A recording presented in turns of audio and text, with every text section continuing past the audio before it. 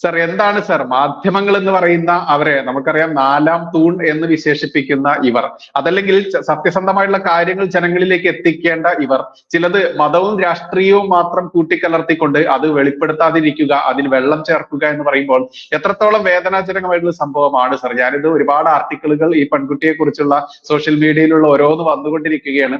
ഇത് വായിക്കുമ്പോൾ നമ്മുടെ വീട്ടിൽ എനിക്കുമുണ്ട് ഒരു പെൺകുട്ടി, അതല്ലെങ്കിൽ എനിക്ക് സഹോദരിമാരുണ്ട്, അമ്മ പെങ്ങന്മാരുണ്ട്, ഇവരൊക്കെ ഉണ്ട്.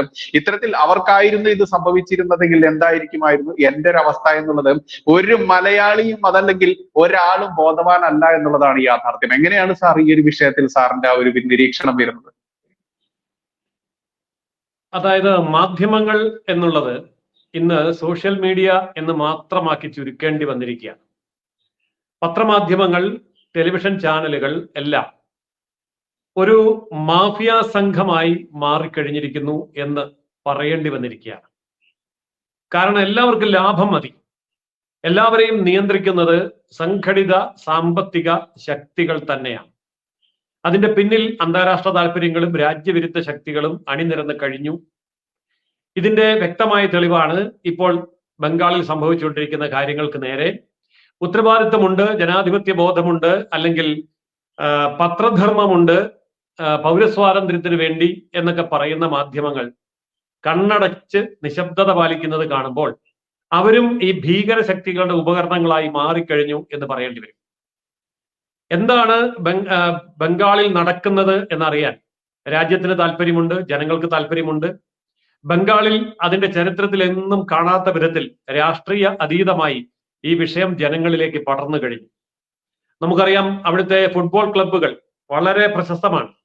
അവർക്ക് രാഷ്ട്രീയമുണ്ടോ ഇല്ലയോ എന്നുള്ളതല്ല, അവരെ ഒറ്റക്കെട്ടായി ജനങ്ങളുടെ കൂടെ ഈ വിഷയത്തിൽ പ്രതിഷേധിച്ചുകൊണ്ട് മമതാ ബാനർജിക്കെതിരെ രംഗത്ത് വന്നു കഴിഞ്ഞു.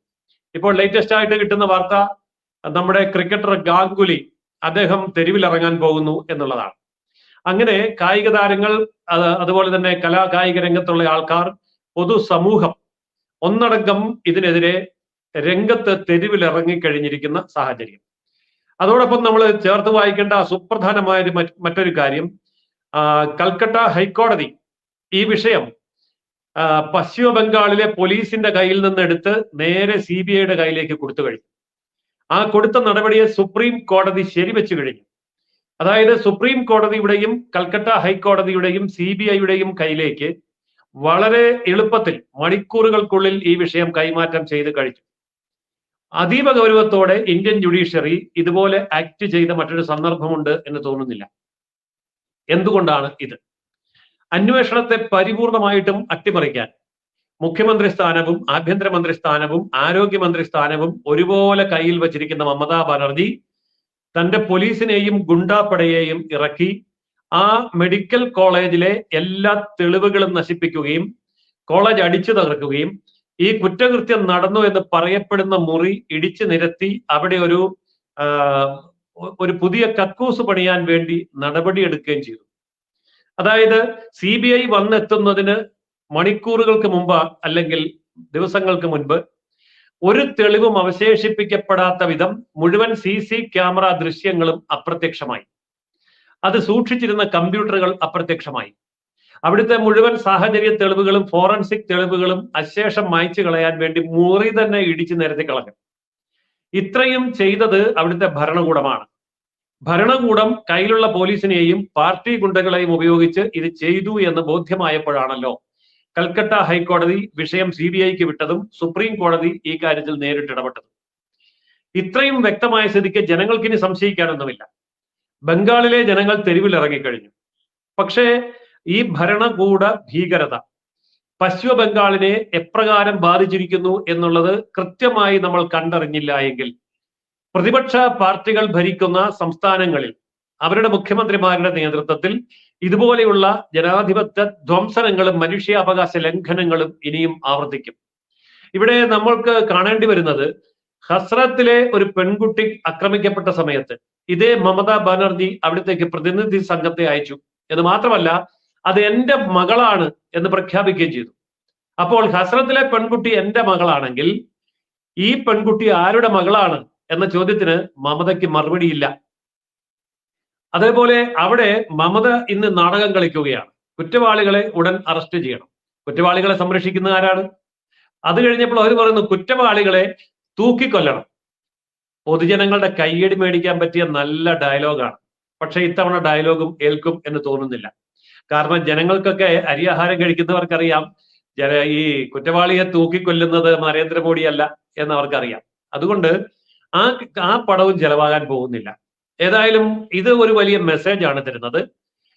അധികാരം നിലനിർത്താൻ വേണ്ടി ബംഗ്ലാദേശിൽ നിന്ന് കുടിയേറിയ ഇസ്ലാമിക തീവ്രവാദി ശക്തികൾക്ക് റേഷൻ കാർഡ് മുതൽ വോട്ടർ ID കാർഡ് വരെ കൊടുത്ത് ആ പറഞ്ഞ റേഷൻ കാർഡ് വോട്ടർ ID കാർഡും ഒക്കെ മേടിച്ച് കയ്യിൽ പിടിച്ചുകൊണ്ട് ജനാധിപത്യത്തെ കശാപ്പ് ചെയ്ത് കീശയിലാക്കി വെച്ചിരിക്കുന്ന മമതാ ബാനർജി ഇത്തവണ മുട്ടുകുത്തി വീഴുക തന്നെ ചെയ്യും. അതിന് കേന്ദ്രം ഒന്ന് പിരിച്ചുവിടാൻ വേണ്ടി നോക്കിയിരിക്കുകയാണ്. അയ്യോ ഞങ്ങളെ കേന്ദ്രം പിരിച്ചുവിട്ടു, വലിയ വലിയ വകുപ്പുകൾ എടുത്തു, ജനാധിപത്യ ധ്വംസനം, അടിയന്തരാവസ്ഥ വരുന്നു എന്നൊക്കെ പറഞ്ഞ് പ്രതിപക്ഷത്തിന് വീണ്ടും ഐക്യപ്പെടാനും ഇന്ത്യ മുന്നണിയെ വീണ്ടും ബംഗാളിൽ അണിനിരത്താനുമുള്ള സാഹചര്യം കേന്ദ്രം ഒരുക്കും എന്ന് തോന്നുന്നില്ല. അല്ലാതെ തന്നെ ഉയർന്നു വരുന്ന ബഹുജന പ്രക്ഷോഭത്തിന്റെ മുന്നിൽ മമതാ ബാനർജിക്ക് പടിയിറങ്ങേണ്ടി വരും. ഇവിടെ ഏറ്റവും ഭീകരമായി നമ്മൾ മനസ്സിലാക്കേണ്ട ഒരു വിഷയം, ഈ കൊല നടന്നിരിക്കുന്നത് പൊതുനിരത്തിലല്ല, ഒറ്റപ്പെട്ട ഏതെങ്കിലും ഒരു സ്ഥലത്ത് വെച്ചല്ല, തട്ടിക്കൊണ്ടുപോയിട്ടല്ല, മറിച്ച് ആ ഡോക്ടർ ജോലി ചെയ്യുന്ന ആശുപത്രിയുടെ മെഡിക്കൽ കോളേജിന്റെ RG മെഡിക്കൽ കോളേജിന്റെ ഉള്ളിൽ വെച്ച് തന്നെയാണ്. അപ്പോൾ അവിടെ ശരിക്കും എന്താണ് സംഭവിക്കുന്നത് എന്നുള്ളത് ഇത്തരുണത്തിൽ നമുക്ക് അന്വേഷിക്കേണ്ടതായിട്ടുണ്ട്. അതായത് കമ്മ്യൂണിസ്റ്റ് മാർക്സിസ്റ്റ് പാർട്ടി പശ്ചിമ ബംഗാളിൽ എന്താണ് ചെയ്തിരുന്നത് അത് 10 മടങ്ങ് ശക്തമായിട്ട് ഇന്ന് മമതാ ബാനർജി ചെയ്യുന്നു. കമ്മ്യൂണിസ്റ്റ് മാർക്സിസ്റ്റ് പാർട്ടിയുടെ ഗുണ്ടകൾ, അവരുടെ കീഴിൽ തഴച്ചു വളർന്നിരുന്ന അവിടുത്തെ ഭീകര അധോലോക സംഘങ്ങൾ, മയക്കുമരുന്ന് മാഫിയ, കള്ളക്കടത്ത് സംഘങ്ങൾ അതേപടി തൃണമൂൽ കോൺഗ്രസിൽ ചേരുകയും മമതാ ബാനർജിയില് അഭയം പ്രാപിക്കുകയും ചെയ്തു. അഴിമതി എന്നുള്ളത് വളരെ വ്യക്തമായി സ്വന്തം കൈപ്പിടിയിൽ ഒതുക്കിയിരിക്കുകയാണ്. ഇപ്പൊ കേരളത്തിലെ സുപ്രധാന വകുപ്പുകളൊക്കെ മുഖ്യമന്ത്രിയും മരുമകനും കൈപ്പിടിയിൽ ഒതുക്കിയെന്ന് പറയുന്ന പോലെ അവിടെ മമതാ ബാനർജി മുഖ്യമന്ത്രിയാണ്, ആഭ്യന്തരമന്ത്രിയാണ്, ആരോഗ്യമന്ത്രിയാണ്. അപ്പൊ മുഖ്യമന്ത്രിയും ആഭ്യന്തരമന്ത്രിയുമായിരിക്കുന്ന ഒരാൾ ആരോഗ്യമന്ത്രി കൂടിയാകുന്നത് എന്തിനാണ് എന്ന ചോദ്യത്തിന്റെ ഉത്തരം ഈ കേസുമായിട്ട് വളരെയേറെ കെട്ടുപിണഞ്ഞു കിടക്കുന്നത് കൊണ്ട് ഞാനത് അല്പം ഒന്ന് വിശദീകരിക്കാം. അതായത് ബംഗാളിലെ ഏറ്റവും വലിയ മാഫിയ പ്രവർത്തനം എന്ന് പറയുന്നത് കേരളത്തിൽ ഇരുന്നു കൊണ്ട് നമ്മൾ ചിന്തിക്കുമ്പോൾ നമുക്ക് വേണമെങ്കിൽ പറയാം കേരളത്തിൽ ഏറ്റവും വലിയ മാഫിയ പ്രവർത്തനം കള്ളക്കടത്ത്, സ്വർണ്ണ കള്ളക്കടത്താണ് എന്ന് പറയും. എന്തുകൊണ്ടാണ്? സ്വർണം കള്ളക്കടത്തി കൊണ്ടുവരാൻ ഉള്ള ആൾക്കാര് ഗൾഫ് രാജ്യങ്ങളുമായി നിരന്തരം ബന്ധപ്പെടാനും കേരളത്തിന്റെ മണ്ണിൽ അത് വിറ്റഴിക്കാനും കഴിയുന്ന ഒരു പ്രത്യേക വിഭാഗത്തിൽപ്പെട്ട ആൾക്കാരാണ് അത് ചെയ്യുന്നത്. എന്നാൽ ഇതുപോലെ ഒരു പ്രത്യേക വിഭാഗം പശ്ചിമ ബംഗാളിലുണ്ട്. അത് മയക്കുമരുന്ന് മാഫിയ ആണ്. ഈ മയക്കുമരുന്ന് മാഫിയയും മെഡിക്കൽ കോളേജുകളും സൂപ്പർ സ്പെഷ്യാലിറ്റി ഹോസ്പിറ്റലുകളും തമ്മിൽ ഒരു വലിയ ബന്ധമുണ്ട്. അതിന്റെ കാരണം അനസ്തേഷ്യയ്ക്ക് ഉപയോഗിക്കുന്ന പല മരുന്നുകളും മയക്കുമരുന്ന് തന്നെയാണ്, അല്ലെങ്കിൽ മയക്കുമരുന്നുമായി സാമ്യമുള്ളതാണ്. ഇപ്പൊ പെത്തഡിൻ പോലെയൊക്കെയുള്ള മരുന്നുകൾ എല്ലാ മെഡിക്കൽ സ്റ്റോറിലും സൂക്ഷിച്ചു വെക്കാൻ പറ്റില്ല, എല്ലാ ആശുപത്രിക്കാർക്കും വാങ്ങാനും പറ്റില്ല. എന്നാൽ അത് വാങ്ങാനുള്ള അനുമതിയുള്ള മെഡിക്കൽ കോളേജുകൾക്ക് ആ അനുമതിയുടെ പേരിൽ എത്ര വേണമെങ്കിലും മയക്കുമരുന്ന് കള്ളക്കടത്ത് നടത്താൻ പറ്റും. ഇതിന്റെ ഒരു ചാനൽ എന്ന് പറയുന്നത് ഇതാണ്. അതായത് ഒരു 10 കോടി രൂപയുടെ ഒരു മരുന്ന് അല്ലെങ്കിൽ മയക്കുമരുന്നുമായി ബന്ധപ്പെട്ട മെഡിക്കൽ ഡ്രഗ്സ് വാങ്ങാനുള്ള ലൈസൻസ് ഒരു മെഡിക്കൽ കോളേജിന് കിട്ടിയെന്നിരിക്കട്ടെ. ആ 10 കോടിക്ക് പകരം 100 കോടിയുടെയോ 1000 കോടിയുടെയോ മരുന്ന് ഇറക്കുമതി ചെയ്തു. സർക്കാർ ലൈസൻസിന്റെ പേരിൽ സർക്കാർ അനുമതിയോടെ സർക്കാർ മെഡിക്കൽ കോളേജിലേക്ക് 100 കണക്കിന് കോടി രൂപയുടെ മയക്കുമരുന്ന് വരുന്നു. അതിന്റെ പേര് മെഡിസിൻ എന്ന പേരിലാണ്. അങ്ങനെ ഈ വരുന്ന മയക്കുമരുന്ന് സർക്കാർ മെഡിക്കൽ കോളേജുകളിൽ നിന്ന് വേണ്ടപ്പെട്ടവരുടെ കൈകളിലേക്ക് കൈമാറ്റം ചെയ്യപ്പെടുന്നു. ഇത് ആശുപത്രിക്കുള്ളിൽ റെക്കോർഡിക്കലായിട്ടും അതുപോലെ തന്നെ കോൺഫിഡൻഷ്യലായിട്ട് രഹസ്യമായിട്ട് കൈകാര്യം ചെയ്യണം എന്നുള്ളത് കൊണ്ട് ആശുപത്രിയിലെ ഡോക്ടർമാർ അടക്കമുള്ള ആൾക്കാർ ഇതിന് നേതൃത്വം കൊടുക്കുന്നു. അതിന് വേണ്ടപ്പെട്ട ആൾക്കാർ ആശുപത്രിയുടെ പ്രിൻസിപ്പാൾമാർ എന്നുള്ള നിലയിൽ അവിടെ നിലയുറപ്പിക്കുന്നു. ഇവിടെ നടന്ന ഒരു സംഭവമുണ്ട്. ഇപ്പൊ RG മെഡിക്കൽ കോളേജിൽ ഈ സംഭവം ഉണ്ടായി. അവിടുത്തെ പ്രിൻസിപ്പാൾ രാജിവെച്ചു കഴിഞ്ഞപ്പോൾ ഈ കള്ളക്കടത്ത് പെട്ടെന്ന് മുറിയുകയാണ്. ദിനം പ്രതി 100 കണക്കിന് കോടി രൂപയുടെ ടേൺ ഓവറുള്ള വമ്പൻ കള്ളക്കടത്ത് പരിപാടി മുറിഞ്ഞു പോയാൽ അതിന്റെ നഷ്ടം, അതിന്റെ കമ്മീഷൻ പറ്റുകയും നേതൃത്വം കൊടുക്കുകയും ചെയ്യുന്ന മമതാ ബാനർജിക്കും അവരുടെ തൃണമൂൽ കോൺഗ്രസിനുമാണ്. അതുകൊണ്ട് അങ്ങനെ ഒരു അബദ്ധം കച്ചവടത്തിൽ പറ്റാതിരിക്കാൻ വേണ്ടി RG മെഡിക്കൽ കോളേജിൽ നിന്ന് രാജിവെച്ച പ്രിൻസിപ്പാളിനെ അതേ നഗരത്തിലെ കൽക്കട്ട മെഡിക്കൽ കോളേജിന്റെ പ്രിൻസിപ്പാളായിട്ട് മമതാ ബാനർജി നിയമിക്കുകയാണ്. കാരണം ആരോഗ്യവകുപ്പും അവരുടെ കയ്യിൽ തന്നെയാണ്. എന്താ കാരണം? അതായത് ഇയാൾ പ്രിൻസിപ്പാൾ ആയിരിക്കുന്ന മെഡിക്കൽ കോളേജിൽ കൂടി വേണം 100 കണക്കിന് കോടി രൂപയുടെ മയക്കുമരുന്ന് കച്ചവടം നടത്താൻ. അതുകൊണ്ട് പ്രിൻസിപ്പാൾ സ്ഥാനത്ത് നിന്ന് ഇയാൾ മാറിയാൽ മമതാ ബാനർജിയുടെ കോടിക്കണക്കിന് രൂപ നഷ്ടപ്പെടും, ഇല്ലെങ്കിൽ കള്ളി പുറത്താവും. അതുകൊണ്ട് അയാളെ മറ്റൊരു മെഡിക്കൽ കോളേജിൽ തൊട്ടടുത്ത് തന്നെ നിയമിച്ചില്ല എങ്കിൽ കച്ചവടം പൊളിയും. ഇത് ഏതെങ്കിലും ഒരു സൂപ്രണ്ടിനോ അതല്ലെങ്കിൽ പ്രിൻസിപ്പാളിനോ മാത്രം കൈകാര്യം ചെയ്യാവുന്ന കാര്യമല്ല. അതിനുവേണ്ടി ഈ ഡോക്ടർമാരെ തന്നെ മറയായി കാരിയേഴ്സ് ആയിട്ട് ഉപയോഗിക്കുന്നു എന്ന് സംശയിക്കേണ്ടിയിരിക്കുന്നു. ഉദാഹരണത്തിന് MBBS പാസ്സായിട്ടുള്ള ഡോക്ടർമാരാണ് PG പഠിക്കാൻ വേണ്ടി MD MS പോലെയുള്ള കോഴ്സുകളിൽ ചേരുന്നത്.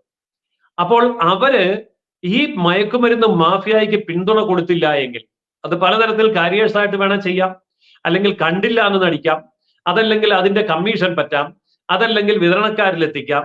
ഇങ്ങനെ പല കാര്യങ്ങളും അവർക്ക് ചെയ്യാം. ഇതൊന്നും ചെയ്യാൻ താല്പര്യമില്ലാത്തവർക്ക് നിശബ്ദത പാലിക്കാം. പക്ഷെ ഈ പെൺകുട്ടി, കൊല്ലപ്പെട്ട പെൺകുട്ടി നിശബ്ദത പാലിച്ചില്ല. അവർ ഈ കള്ളക്കടത്തിന് കൂട്ടുനിന്നില്ല. അവർ ഈ അനീതിക്കെതിരെ ശബ്ദമുയർത്തി. അതാണ് ഈ പറഞ്ഞ പ്രശ്നം ഉണ്ടാവാൻ കാരണം എന്നാണ് ഇപ്പോൾ സംശയിക്കപ്പെടേണ്ടത്. ഈ പെൺകുട്ടിയുടെ കേസ് അന്വേഷിക്കുന്ന ആ സമയത്ത് ആ കേസിനെ സംബന്ധിച്ച് സുപ്രധാനമായ തെളിവ് ലഭിക്കേണ്ട പെൺകുട്ടിയുടെ ഡയറി, അതിന്റെ പേജുകൾ കീറി നശിപ്പിച്ച രീതിയിലാണ് പോലീസിന്റെ കയ്യിലെത്തുന്നത് എന്ന് പറയുന്നു. എന്നാൽ അവരുടെ കൂടുതൽ അന്വേഷിക്കുമ്പോൾ അവരുടെ മാതാപിതാക്കളുടെ സംശയം പോലീസിന്റെ കയ്യിൽ ഈ ഡയറി എത്തിയിട്ട് പോലീസാണ് അതിന്റെ പേജുകൾ കീറിക്കളഞ്ഞത് എന്നാണ്. കാരണം CBI വരുന്നു. CBI വരുന്നതിന് മുമ്പ് തെളിവ് നശിപ്പിക്കണം. അപ്പോൾ ഇത്തരത്തിൽ ഒരു അന്വേഷണ സംവിധാനത്തെയും പോലീസ് സംവിധാനത്തെയും കുറ്റാന്വേഷണ വിഭാഗത്തെയും കുറ്റം ചെയ്യാനും കൊള്ള നടത്താനും വേണ്ടി ഉപയോഗിക്കുന്ന ഭീകര സംസ്ഥാനമാണ് പശ്ചിമ ബംഗാൾ. അതുകൊണ്ട് തന്നെ ഇതുപോലെ ഭരണകൂടം കുറ്റവാളിയുടെ ഭാഗത്ത് നിൽക്കുമ്പോൾ ഇനിയിപ്പോ CBI വന്നാലും സുപ്രീം കോടതി ഇടപെട്ടാലും തെളിവുകളുടെ അടിസ്ഥാനത്തിൽ കുറ്റവാളിയെ കണ്ടെത്താനോ ശിക്ഷിക്കാനോ കഴിയുമോ എന്നുള്ളത് വലിയ അഗ്നിപരീക്ഷയാണ്.